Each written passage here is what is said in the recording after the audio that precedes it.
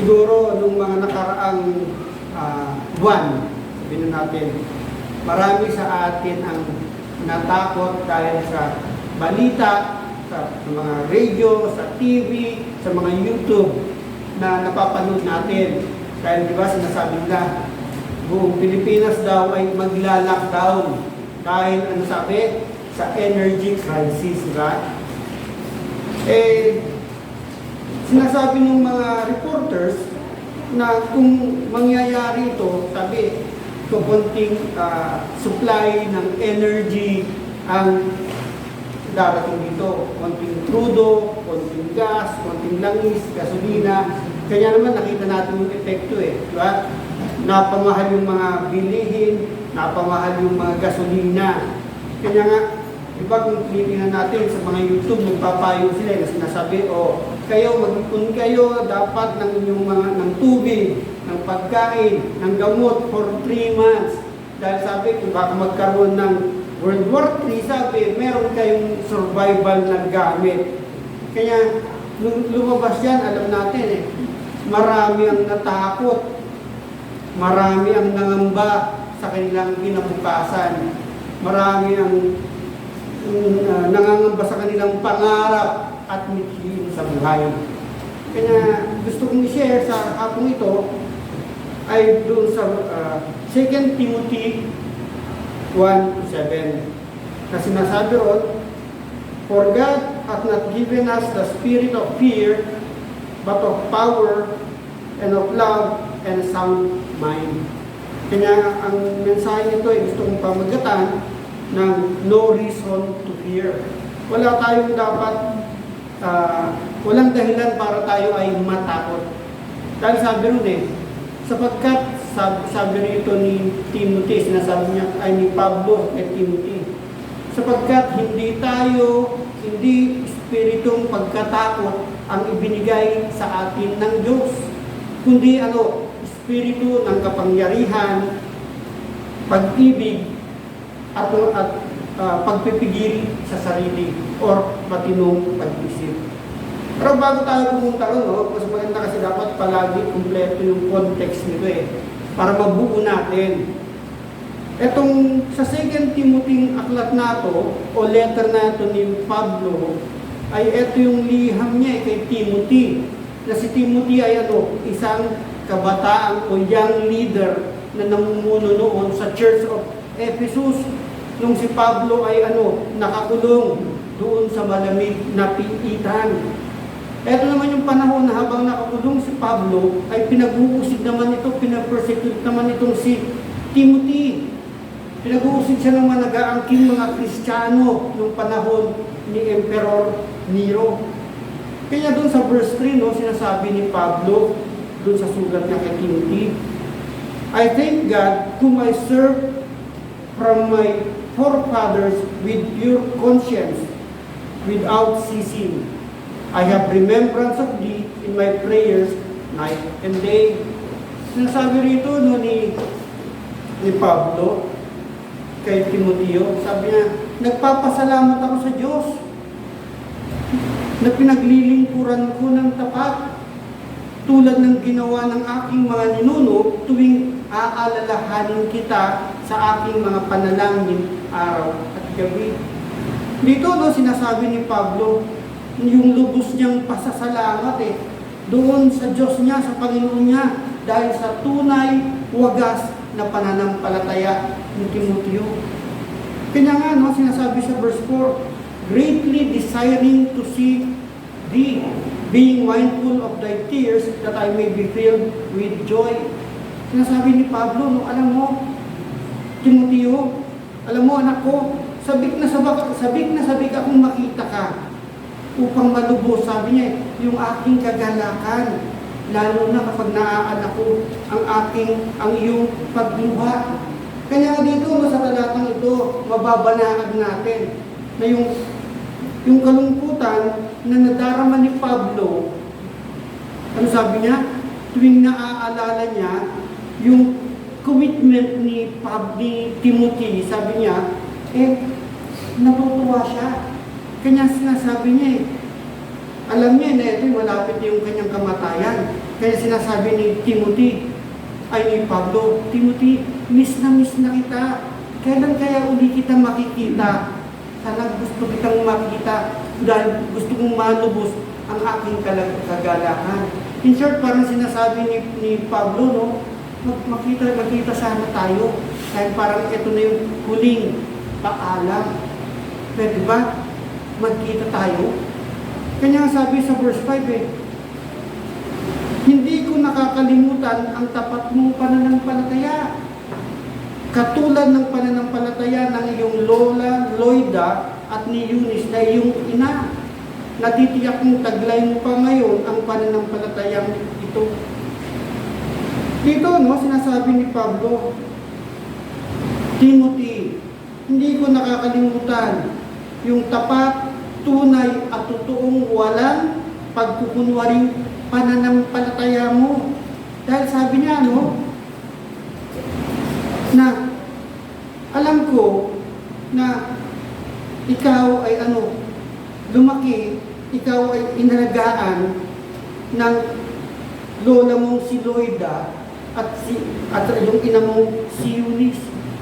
Sinasabi rito ni Pablo, no, na alam ko na ikaw ay lumaki sa Christian family. Pero mo from lola to apo. Kanya praise God pala, no? Kung tayo, galing tayo sa Christian family, nang nag-alaga sa atin, nag-aruga sa atin, nagpalaki sa atin, from lola to apo.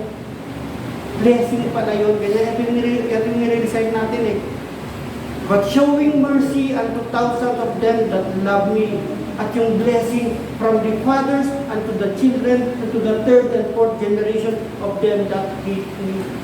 Kanya pagpapala pala, kanya umiiyak si Pablo Alam niya yung commitment ni Timoteo Alam ko, sabi niya, magmula pagkabata, nariyan na yung commitment mo. Sabi niya, hindi ka nagbago sa commitment mo. Alam ko na ang lola mo, nanay mo ay maka-Diyos. Kanya ikaw ay pinalaking maka-Diyos. Ganon din sa atin, di ba? Nakakatuwa, no? Na kung minsan, yung mga anak natin maliliit pa, dala-dala natin sa church. Marami sa atin dito, maliliit pa noon, nag-umpisa tayo.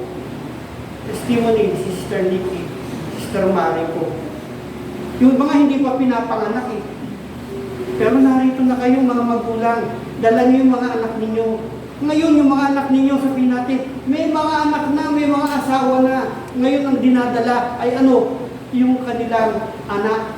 Ito yung sinasabi ni Pablo Nakakatuwa na dala-dala mo yung, nakakatuwa na ikaw ay lumaki doon kay Lola Loida mo at sa nanay mo kay Eunice. Kaya nasabi sa verse 6, wherefore, I put my remembrance that thou stir up the gift of God, which is in thee by putting on of my hands. Sinasabi rito ni Pablo, kaya pinapaalala ko, sabi niya that thou stir up the gift of God. Sinasabi, pinapaalala niya na, sabi niya dapat ifan mo yung flame, paalabin mo yung regalong bigay sa iyo. Sinasabi, huwag mong pagpapabayaan maging masigasig ka. Tuparin mo yung tungkuling tinanggap mo sa Diyos nung ipatong ko yung kamay ko sa iyo. Ganun din sa atin Marami sa atin ngayon natatakot, nag-aalala. Pastor, paliit ng paliit yung kuma-attend ng church. Pero sabi ni Pablo kay Timothy, huwag kang matatakot. Tayuan mo yung calling mo. Tayuan mo nung tinawag kita, nung nilay hands kita, nung tinanggap mo si Jesus. Tayuan mo yun, sabi maging masigasig ka, maging maalab ka doon sa tinanggap mo gift kay Jesus. Bawat sa atin tinawag, may calling tayo. Tinawag tayo para saan? Para maglingkod kay Jesus, para magtalaga kay Jesus, para mag-share ng gospel para kay Jesus. Kaya sinasabi ni Pablo kay Timoteo Timothy, huwag mong pababayaan yung tungkulin tinanggap mo sa Diyos. Huwag mong ikahiya yung mabuting balita. Dapat sa panahon na ito, dahil marami sa panahon na ito, nasa apostasy. Marami nang lalamig, marami tumatalikod sa ating Panginoon Jesus. Pero sinasabi ni Pablo kay Timothy, ganun din sa atin, dahil kausap ni Pablo rito, si Timothy sa kanyang mga believers Sinasabi niya, huwag niyong pabayaan yung tungkuling tinanggap mo sa Diyos. Bawat isa sa atin may tungkulin. Tinawag kang magpastor, tinawag kang mag-elder, tinawag kang church member, tinawag kang music leader, tinawag ka dyan sa technical, tinawag kang tungtog. Sabi niya, huwag niyong pababayaan yung tungkulin. Huwag niyong ikakahiya kung evangelist ka. Huwag niyong ikakahiya, i-share mo yung gospel. Sabi, pag-alabin mo ang iyong pananampalataya. Umaabot din ako sa totoo sa minsan, nanghihina ako. Pero, sabi ko nga ako minsan, hindi pa pwedeng manghina.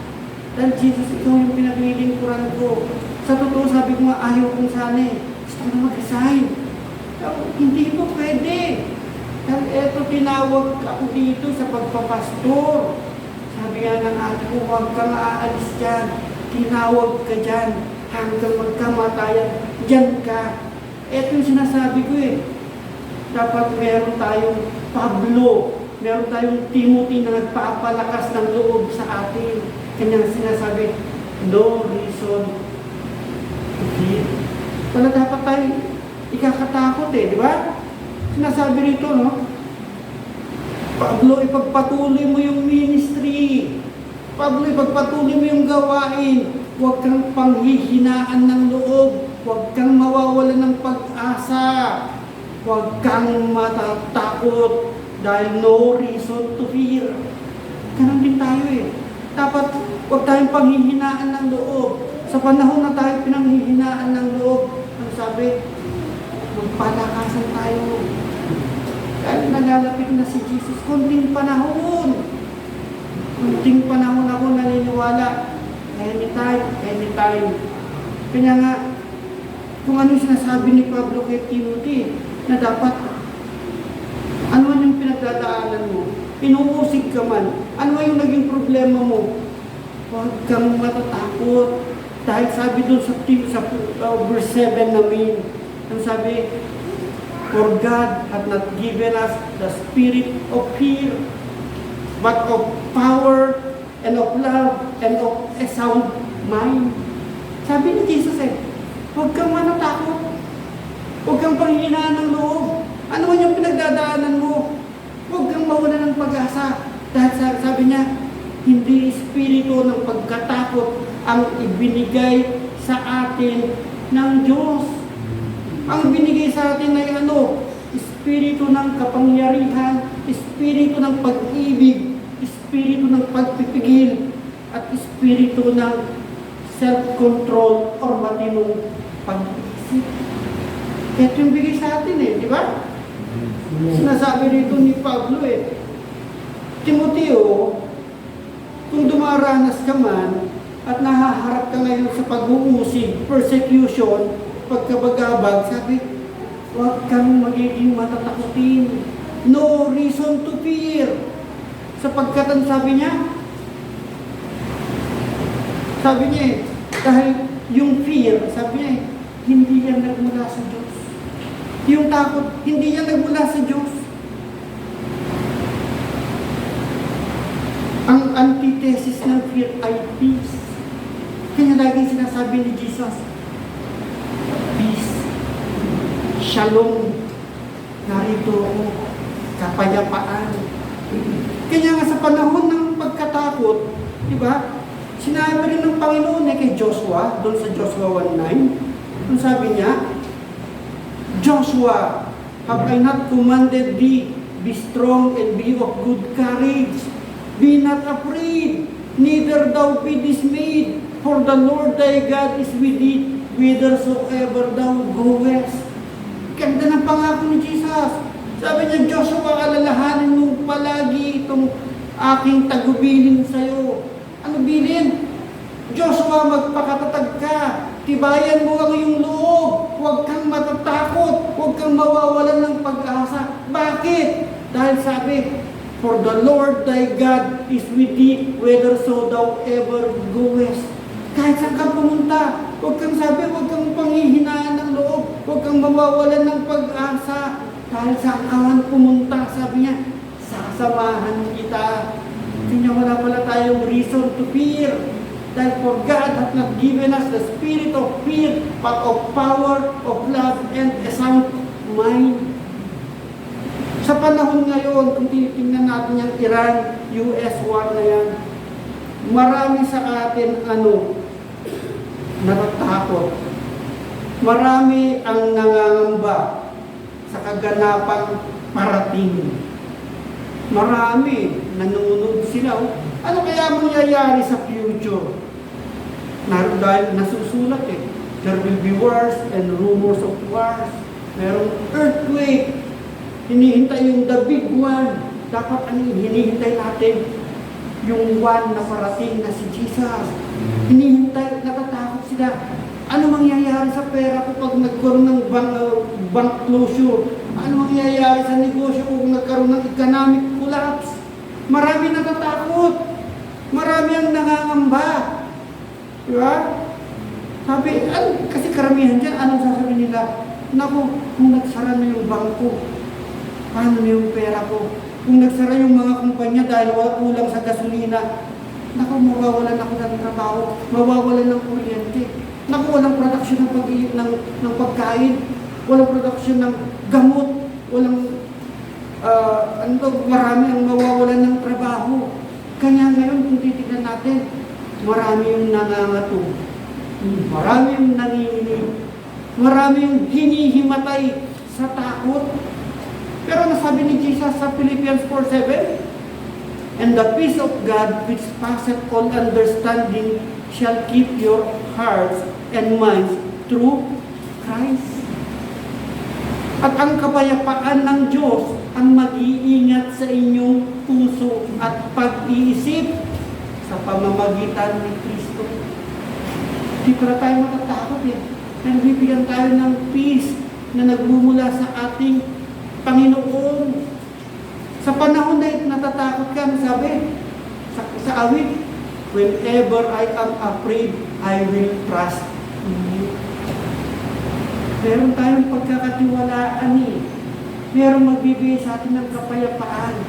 Kung naroon yung pangamba, naroon yung takot. Kung sabi, be still and know that I am God. Sa buhay Kristiyano, marami sa atin kulang ng kapayapaan. Bakit? Kasi hindi nila hinahanap yung nagbibigay ng kapayapaan. Si Jesus yung nagbibigay ng kapayapaan. Yung kapayapaan ay matatagpuan lamang natin kanino? Sa ating Panginoong Jesucristo.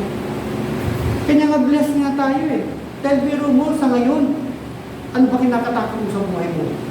Ano ba pinapangambahan mo sa buhay mo? Ano ba yung dapat mong iwasan sa buhay mo? Wala dapat tayong katakutan. Ano ang yugto ng ating buhay? Kaya sabi niya, for I have not given you the spirit of fear, but of power, of love, and a sound mind.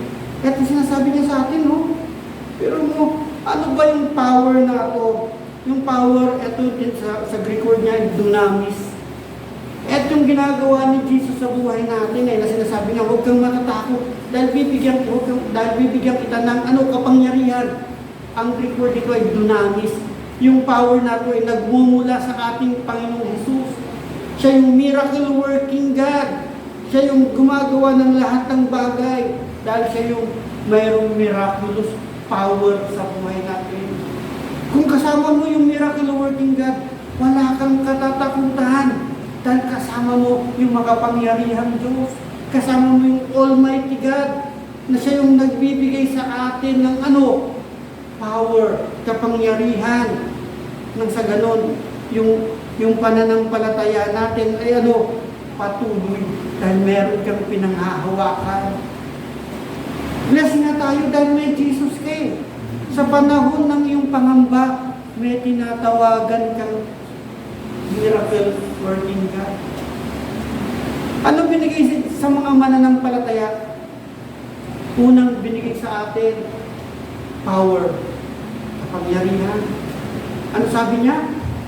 Sabi niya, I have given you power to trample on snake, scorpions, and all the powers of the enemies. Binigyan tayo ng kapangyarihan para magpalayas ng demonyo. Binigyan tayo ng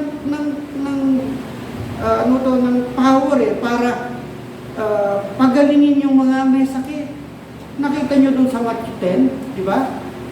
Ito yung panahon, iniipon yung 12 na alagad niya. At ano sabi niya?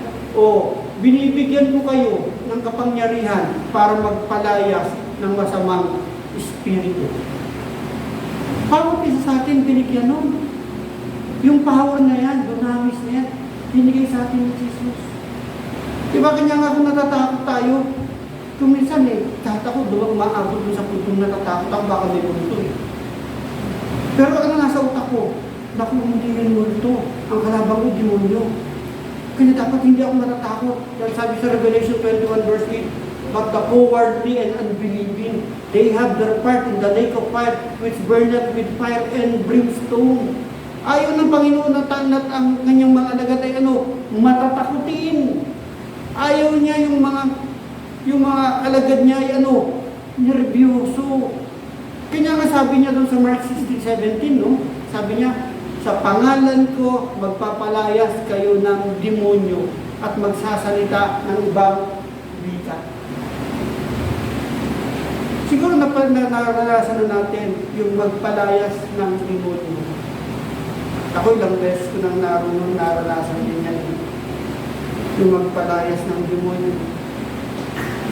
Kasi ito yung bigay sa atin na power Kaya kailangan hanggat blinebless tayo ni Jesus, gamitin natin to. Sabi dun sa Luke 10:19, nung bumalik yung 72 na alagad niya, at nung bumalik sila, tuwang-tuwa sila Sabi niya, binigyan niya sila ng kapangyarihan na tumapak sa mga ahas, alakdan, at tumurak sa kapangyarihan ng kaaway. Ano ba yung sinasabi rito? Sabi, I have given you power to tread on snakes, scorpions, over all the power of the enemy, and nothing shall by any means hurt you. Yung tinutukoy ditong snakes and scorpions, ito yung mga kalaban natin. Dahil ang kalaban natin hindi tao. Ang kalaban natin ay ito yung mga pinuno ng may kapangyarihan, tagapamahala ng kadiliman na namamayani sa sanlibutan ito. Ito yung sa Ephesians 6:12 na sinasabi roon na for we wrestle not against flesh and blood but against principalities and powers, against rulers of darkness of this world, against spiritual wickedness in high places. Ito yung kalaban natin na kung maaari, ito yung mag-oppress sa atin, mag-suppress sa atin. Pero sinasabi ni Jesus, huwag kang matakot yan. Dahil ang laban natin ay spiritual in high places. Binibigyan mo kayo ng kapangyarihan to trample on snake and scorpions. Lahat. Ito yung sinasabi niya, bigay ko sa inyong espiritu. Nakita niyo kung natatandaan niyo, testimony ko na naman yung anak ni Brother June dun sa Mines View. Nung natutulog siya sa sopa, pagbukas niyang mata niya, may nakatayo sa kanya, nakaganyan. Takot siya. Pero naalala niya. Sabi, in the name of Jesus, mapapalayas ko to. Sabi, in Jesus' name, in Jesus' name, in Jesus' name. Lumayas. Ganon katindi ang pangalan Jesus. Kaya sabi, no reason to fear. Huwag dapat tayong matakot. Ganon din sa Acts 8, diba? Nung si Felipe ay pumunta doon sa Samaria, sinare niya yung gospel. Na ang gospel, ito yung good news. na yung Mesaya, ang ating Panginoong Jesus, nakita ng mga taong naroon di ba? Nakita nila kung paano niya pinalayas yung masamang espiritu. Kaya, sabi nga dapat huwag tayong natatakot. Yung gift and calling of God sa atin, gamitin natin. Ano pa?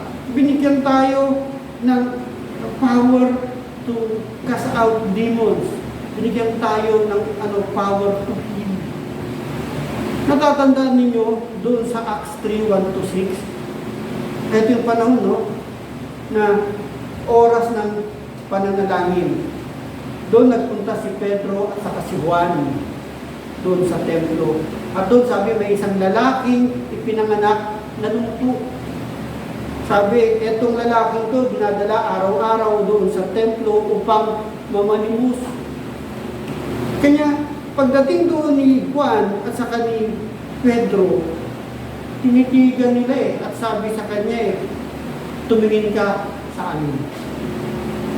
Tumingin yung namamalimus nalungpo Dahil akala niya bibigyan siya ng pera Pero ano sabi? Si Peter, dun sa lalaki, silver and gold have I none, such I have give thee, in the name of Jesus Christ of Nazareth, rise up and walk. Nakita nyo? Ito yung bigay sa atin na power. Binigyan tayo ng kapangyarihan, magpalayas ng demonyo. Binigyan tayo ni Jesus ng kapangyarihan ipag-pray yung mga may sakit. Nakita nyo naman sa dami ng himala na ginawa ni Jesus. Dahil si Jesus yung Diyos na nagpapagaling. Nakita natin yung himala. Nakita natin kung paano kumilos si Jesus. Hindi tayo yung nagpapagaling. Dahil bakit karamihan sa kanila ay gumagaling? Dahil tama sinabi, for the fervent prayer of a righteous man availeth much. Pero di ba mas magandang pakinggan na tuwing nagpapagaling si Jesus na sabi niya, according to thy faith, it shall be done unto you. Lahat ng gumaling.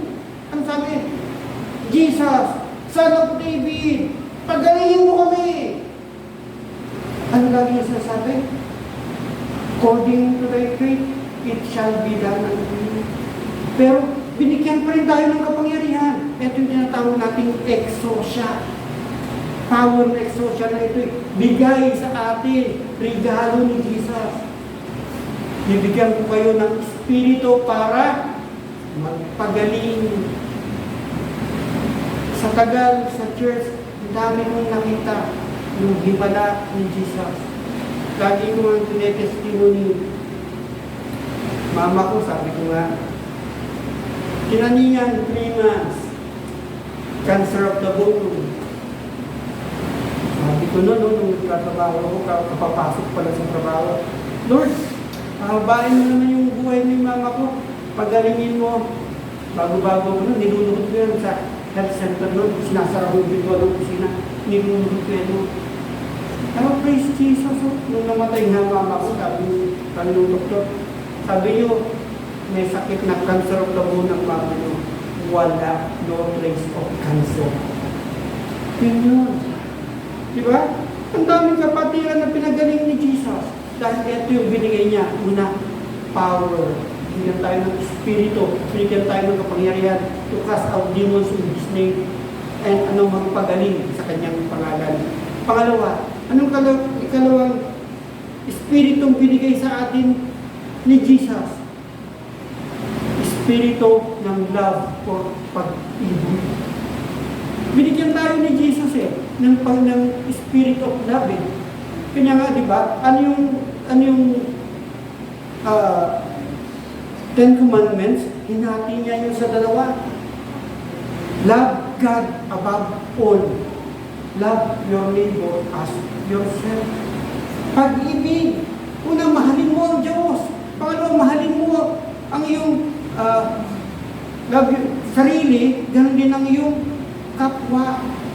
Dahil sabi dun sa 1 John 4:7 and 8, di ba? Beloved, let us love one another, for love is of God, and everyone that loveth is born of God, and knoweth God. He that loveth not, knoweth not God, for God is love. Ibig sabihin, no, ang Diyos ang source ng pag-ibig. Yung pagmamahal, ay ang pinagmumulan niyan ay ang ating Panginoong Hesus. Kaya pag sinabi mong nagmula ka sa Diyos, dapat, ang sabi, may nakikitang pagmamahal at pag-ibig sa kapwa-tao mo. Dahil kung walang nakikitang pag-ibig sa ating kapwa at kapitbahay, ibig sabihin, ang sabi niya, hindi mo kilala ang Diyos dahil hindi mo kinakapamuhay yung kalikasan ng pagka-Diyos ko. Dahil kung ikaw ay, ano sabi niya, ikaw ay born of God. Ikaw ay nagmula sa source na pag-ibig sa Diyos, dapat marunong kang magmahal sa kapwa-tao mo.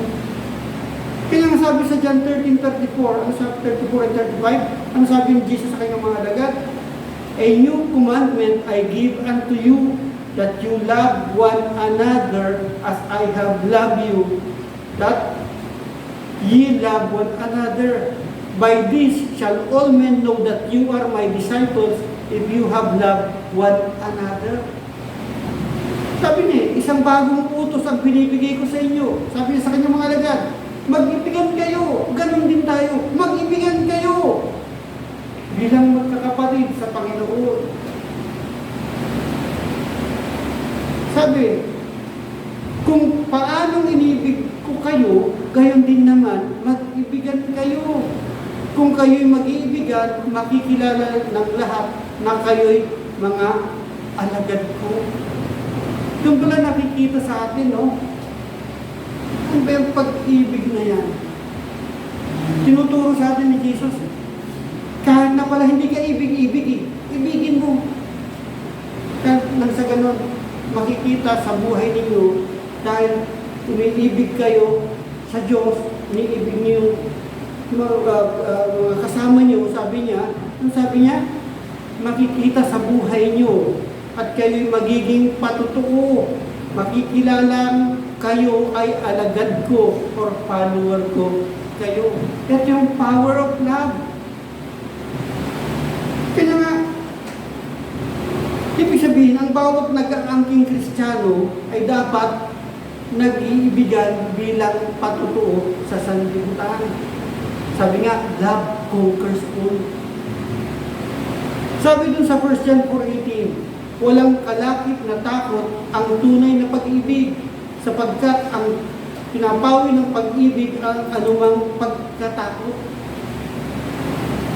Wala pala dapat tayong katakutan dahil ang pag-ibig, sabi, ito'y nagdudulot ng katiwasayan at kapayapaan. Totoo naman yun di ba? Kung may kaaway ka, at ito'y inibig mo, namin yung kapayapaan. Kesa naman kinikimkim mo yung galit mo, wala kang makukuhang kapayapaan at katiwasayan sa puso mo at sa isip mo. Tuloy hindi ka makatulog. Kanya sabi sa Matthew 5:44-47, sabi ni Jesus, but I say unto you, love your enemies, bless them that curse you, do good to them that hate you, and pray for them that despitefully use you. Ibigin ninyo ang inyong kaaway. Idalangin ang umuusig sa inyo upang kayo'y maging tunay na anak ng inyong nasa langit. Bakit daw? Sapagkat pinapasikat ni Jesus yung araw sa mabuti at masama. Pinapapatak niya ang ulan sa mga banal at makasalanan. Dahil si Jesus, He is no respecter of person. Kimabuti ka, kimasama ka, pinagpapala ka. Dahil lahat pagpapala yan Kanya nga tinuturo niya Kung ang mamahalin mo lamang, sabi niya ay yung lamang umiibig sa'yo. Sabi, anong gantimpala ang hinihintay mo? Hindi ba, sabi niya, ito rin yung ginagawa ng publikano Kung ang binabati mo lamang ay yung kapatid mo at yung kaaway mo hindi mo babatiin. Sabi, nagagawa rin nila ito. Pero sabi, dapat ang ginagawa mo ay dapat ginagawa mo. Anong ginagawa mo sa kaaway mo, gawin mo rin sa kasama mo. Ang problema sa mundo kasi, no, naka-embed sa ating kamalayan at yung sistema ng mundo scratch my back, I'll scratch yours. Pero sinasabi ni Jesus love your enemies, bless them that curse you, pray for them that despitefully use you. Kaya sinasabi niya, no? Kaya bakit sinasabi ni Gideon na dapat ibigin mo yung kaaway at ipanalangin mo yung umuusig sa'yo? Dahil kung ginagawa natin yun, makikita ng mga unbeliever nung nasa sanlibutan. Ano sabi? Tutularan yung ginagawa ninyo na nagpapala sa mabuti. At sa parang ganun ang sabi, makikita na kayo ay kayo ay aking mga alagad. Kaya nga sabi dun sa 1 John 3:18, my little children, let us not love in word, neither in tongue, but in deed, in truth. Sinasabi mga anak, huwag tayong umibig sa pamamagitan ng salita o sa bibig lamang. Ipakita daw sa pamamagitan ng gawa. Ito yung kapangyarihan o espiritu ng pag-ibig. Ito yung pangalawa, no? Nabigay sa atin, dapat matuto tayo na dapat ang nasa atin ay espiritu ng pag-ibig. Hindi espiritu ng galit. Hindi espiritu ng kaaway. Tinuturuan tayo ni Jesus ngayon. Dapat walang dahilan para hindi mo mahalin ang Diyos at ang iyong kapwa-tao. Pangatlo, ano yung espiritong bigay sa atin? Sound mind. For I have not given you the spirit of fear, but of power, of love, and a sound mind. Ang sound mind sa salitang Grego ay sophronismos, na ibig sabihin sound judgment, or tamang hatol, or self-control, or pagpipigil sa sarili. Ito, dami ko sinasabi, pagdating ng self-control, pagpipigil sa sarili, ito ang weakness mo. High blood. Pero kung sinasabi rito, no, tayo ay hindi binigyan ng espiritu ng katakutan, bagkus binigyan tayo ng espiritu ng self-control. Ito palagi kong pinagpre-pray, Lord Jesus, alam mo po yung kahinaan ko. Bugnutin. High blood. Jesus, paano mo tinanggal yung bisyo ko noon? Dalangin ko noon, tanggalin mo naman para mapasama naman ako doon sa kaharian mo. Di ba? Kaya nga tinuturo sa atin, dapat matuto tayo ng self-control or pagpipigil sa sarili. Actually, hindi lang naman doon sa pagiging high blood ang pagpipigil Marami tayong dapat pagpipigilan sa sarili. Di ba? Kung alam natin yung kahinaan, dapat ito pipigilin natin, ito yung self-control. Kanya kapag sinabing self-control, dapat ay meron tayong matinong pag-iisip. In short, dapat pag inaalihan tayo ng init ng ulo, dapat manatili tayong kalmado. Sa panahon ng kaguluhan, pagkabalisa at pagkatakot, dapat naroon, tingin natin yung kapayapaan na binibigay ni Jesus. Dapat matuto tayo ng self-control. Bakit?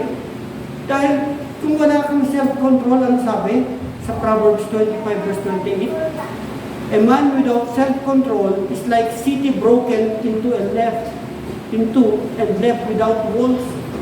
Nasabi ron, ang taong walang pagpipigil ay tulad ng lungsod na walang tanggulan at madaling masakop ng mga kaaway. Ano ibig sabihin nito? Ibig sabihin ang tao hindi marunong magpigil sa sarili. Sabi ito ay mahina Ito ay marupok. Bakit? Dahil walang spiritual, moral, at emotional na proteksyon. Dahil wala ka sa tamang senses, wala ka sa tamang hatol, wala kang self-control. Diba? Napansin natin, sandaling pumapasok yung inis, galit, yung tukso sa atin. Kaya nga ito, hinahambing na kung ikaw ay walang self-control, ano sabi? Tulad ka ng lungsod na walang tanggulan na madaling masakop. In short pala, kailangan natin, yung self-control. Kumbaga dapat may shield tayo, may protection tayo. Alam natin yung kahinaan natin Panahon ng nagagalit ka, panahon ng tukso, panahon na inis ka, dapat matuto tayo Labanan natin yung kahinaan natin na yan. Ang isang mechanism ko, minsan pag naiinis ako, pupo na lang ako. Lalaro na lang ako, o manunod ako. Pigil,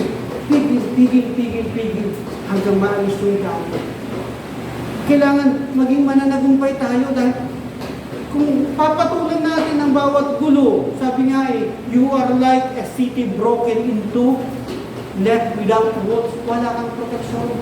Dapat matuto tayo na maglagay ng heads of protection sa spiritual, moral, at emotional sa buhay natin. Ganun yun. Kaya maliwanag, na ang tunay na self-control ay hindi lang sa pagsupin sa ibang tao. Ang self-control ay number one, matuto tayong supilin yung sarili natin. Dahil ang number one na kalaban natin, ano ang number one na kalaban natin? Sarili natin Mahirap nating supilin yung sarili natin. Kaya nga sinasabi ni James sa 1:9, everyone should be quick to listen, slow to speak, and slow to become angry. Matuto tayong makinig, dahan-dahan sa pagsasalita, at huwag agad magagalit. Kung minsan nami-misinterpret ako dahil yung boses ko parang galit palagi. Pero yun ang natutunan ko magmula bata Sabi niya ang punong baluktot, hindi mo na matutuwid yan. Pero hindi naman palaging dahil ganun ka nagsasalita, galit ka. Hindi. Nagkataon na, yun na yung nakagawian. Kaya nga sinasabi, matuto tayong makinig. Ito lagi namin debate. Normally kasi hindi tayo nakikinig Pag nag-uusap, ano laging nasa utak natin? Rebuttal agad, yung sagot. Kanya hindi pa natatapos, may rebuttal na. Paano kayo magkakaintindihan? Normally dapat yan, yun yung practicein natin Dahil wala namang perfect sa atin. Umaabot lahat sa atin yun. Ewan ko sino sa inyo. Na, okay, pakinggan mo muna lahat. Tapos malumanag, oo, kasi ganito. Pero normally kasi kanya umiinit ang ulo natin. Alam mo kasi ganito pa lang, sinasabi mo, sumasagot na.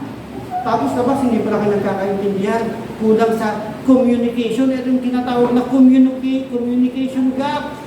Sabi, dahan-dahan sa pagsasalita at huwag agad magagalit. Naku, patay ang bata rito sa mga. Ako'y naamin yung weaknesses ko Dahil, hindi nga ako perfect Pare-pareho lang tayo gulo. Kinakailangan natin si Jesus. Dahil si Jesus lang ang magbabago sa atin. Wala, ewan ko kung meron magsasabi nito. Ako, pastor, ako ganito, hindi. Ako hanggang ngayon, sa harapan ng tao, sa harapan ng Diyos, nasabi ko nga, meron akong kahinaan. Pero ang pinanghahawakan ko, alam ko na kung i-transform ni Jesus from faith to faith, from glory to glory. Pagdating ng panahon, pagharap ko sa Kanya, alam naman niya yung puso natin na pinipilit din naman natin Kanya nga makikinisong out tayo, sabi nga niya, let us listen together. Lord Jesus, alam mo naman yung laman ng puso ko Unang-unang tinitingnan ni Jesus, ano ba yung reason, intention, motivation ng puso ng bawat isa sa atin. Kanya nga tama yung sinasabi, judge not by appearance, rather judge a righteous judgment. Amen ba? Palakpakan nga muna natin sa isa. Kanya sinasabi nito, no? Hindi tayo binigyan ng espiritu ng galit, kundi espiritu ng pagpipigil sa sarili. Ngayon, sabi ni Jesus, anong tinuturo sa atin sa hapong ito? Hindi ko kayo binigyan ng espiritu ng katatakutan. Binigyan ko kayo ng espiritu ng kapangyarihan, pag-ibig, at self-control. Ngayon, anong tinuturo sa atin dito ni Jesus? Nang takot ay ano? Hindi galing sa Diyos. Kaya huwag nating ibibigay yung takot at pagkabahala sa ating sarili. Dapat ang isipin natin tuwing dumadating yung pagkatakot. Ano nga ang sitwasyon sa buhay? Sabi ko nga, bottom line eh. Natatakot ka bang mamatay? Hindi ako natatakot eh. Sabi ko nung kalagi, Jesus, hindi ako natatakot. Kunin mo ko anytime. Sabi, Jesus, kapag naman ako, sabi mo naman ako doon. Tagal ko naman, Lord, nagpupunulit sa'yo. Pero uuwi ka kay Jesus. Diba? Ang sabi ng kanta kanina, one thing I have desired is to seek your face. Oh, yun lang naman eh. Napaglingkuran kita, araw-araw. Huwag kang matatakot sa kamatayan. Dahil dalawa lang pupuntahan natin eh. Lahat naman uuwi dyan. Either mamamatay ka or mararapture ka. Pero siyempre sabi ko, Jesus, isama mo naman kami sa puno road. Doon naman kami sa rapture. Amen ba? Amen. Pakanyaman natin sa isa. Ang takot ay hindi galing sa Diyos. Kanya nga sabi doon sa Ephesians 4:6-7, do not worry about anything, but in everything and prayer with thanksgiving, let your request made known unto God. Pag pumapasok yung takot, no? Nalalaman tayo. Jesus, tanggalin mo yung takot. Alam niyo ba sa totoo, tayo may mga anak na tayo. Kung minsan, hindi alam ng mga anak to, kung wala pa yung anak natin, sino ang magulang na hindi nag-aalala sa anak? Lahat tayo. Naku, gabi na, kahit matanda na yan eh. Naku, gabi na, saan na kaya ayon? Naku, Lord, anak ko, bantayan mo. Pero ang sabi niya, sa panahon ng fear, ang sabi niya, don't worry about anything and everything, but with prayers and thanksgiving, let your request made known unto me. Jesus, malayo man ako, nasan man yung mga anak ko. Lord, send forth your linking angels, bantayan mo sila, patnubayan mo sila, gabayan mo sila. Ano ba tinuturo sa atin? Binigyan tayo ni Jesus ng lakas. Para saan? Para mapagtagumpayan natin yung fear. Para mapagtagumpayan natin yung maging victorious tayo doon sa bigay na Espiritu sa atin na spirit of love, power, and a sound mind. Last, ano tinuturo? Sa halip na panghinaan tayo ng loob, dahil sa nakikita natin dito sa sanlibutan, dahil nakikita natin sa church, sa minsan pinanghihinaan tayo ng loob. Ano sabi niya? Stir up. Fan the flame. Maging maalab kayo. Dapat niya, habang nakikita natin na humihina ang faith ng isa, habang tayo'y pinanghihinaan, sabi niya, pag-alabin ninyo yung faith ninyo, dapat tayo kagaya ng uling. Yung uling na mag-isa mo, mamamatay. Pero pag yung uling na yan, isama mo doon sa maraming uling, magsisindi yung uling na katabi nito, magkakaroon ng apoy yung katabi, magkakaroon ng malaking apoy. Kaya, hinihiling ko sa inyo, sa panahon ng ating panghihina, sa panahon na tayo nawawala sa faith at pinanghihinaan, ano dapat natin gawin? Lalo tayong umalab sa paglilingkod, sa pagpre-pray sa bawat isa sa atin. At ako'y naniniwala na hanggat tayo ay nagkakaisa, dahil ang number one dyan is unity. Hanggat tayo ay mayroong isang goal, ng goal natin ay share yung Ebanghelyo ni Jesus, makatawag ng ibang kaluluwa, madala kay Jesus, naniniwala ako. Ang bawat panalangin natin ay sasagutin ni Jesus. Amen. Tayo, parapahan natin si Jesus.